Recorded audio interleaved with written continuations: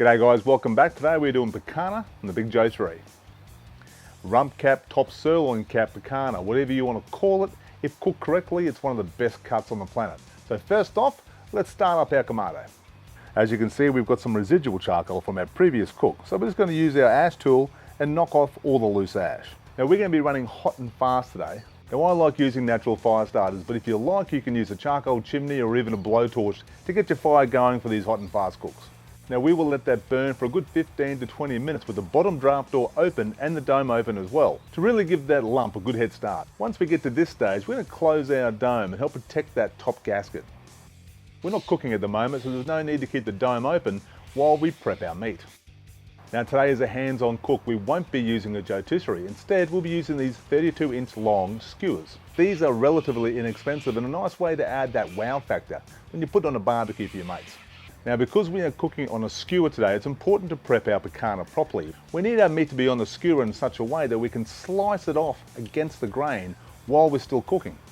So when prepping our picanha, we need to make sure we're slicing against the grain. At this point, we'll slice our picanha into 3 equal-sized pieces. That's going to help us get a more even cook.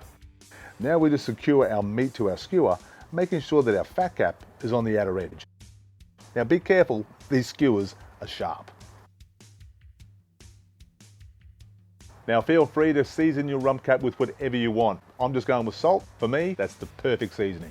So we've come back to our kamado. We're reading 315 Celsius on the dome, 600 Fahrenheit. But that's pretty much irrelevant for today's cook because we'll be cooking with our dome open. All that matters is a bed of charcoal on the bottom. Now I'm placing 2 chunks of cherry wood on my side tables on my Kamado Joe today. That's going to help raise my skewer, which will limit the chances of me possibly damaging my gasket during the cook. Now that our picanha is on the Kamado Joe, we're just going to close our draft door halfway. Any adjustments we need to make, we'll make from this area.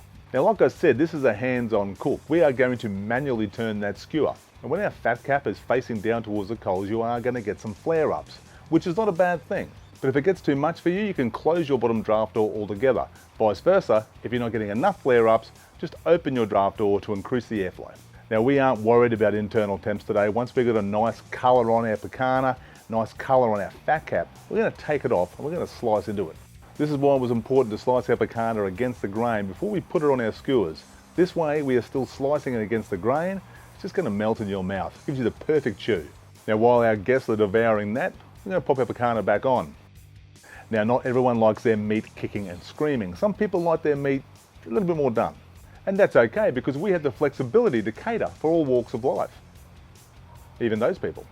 At this point, you're probably feeling a little bit fatigued and wondering, why am I doing all this work? Where's my scotch? So we're going to grab our smoking wood and a little hand saw and put a small cut on each piece. This allows us to set up our skewer on an angle so we can go make ourselves a cheeky scotch. Oh man, how good does that look? And we just repeat the process. Now, regardless of everyone's preferred doneness, with this method, you're bound to keep everybody happy. Even those people. Sacrilege. And in the very center of that cut where the skewer was, we have absolute perfection. Thanks for watching, and I'll catch you next time. Picanha, rump cap, tip. Fuck me. Picanha, rump cap, tip. Fuck. Picanha, rump cap, tip. Fuck. Picanha, rump cap, top sirloin. Fuck. Rump cap, rump cap, top sirloin. Fuck. Rump cap, top. We really want to get a good fuck me. Kamado, a good. Oh, fuck that. Always. Now what? Now we're going to be running hot and fast today. Now, so we're going to be running. Now we're going to be running.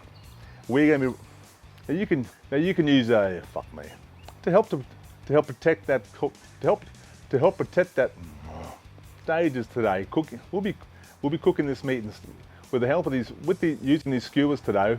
Using these skewers today, these are relatively expensive.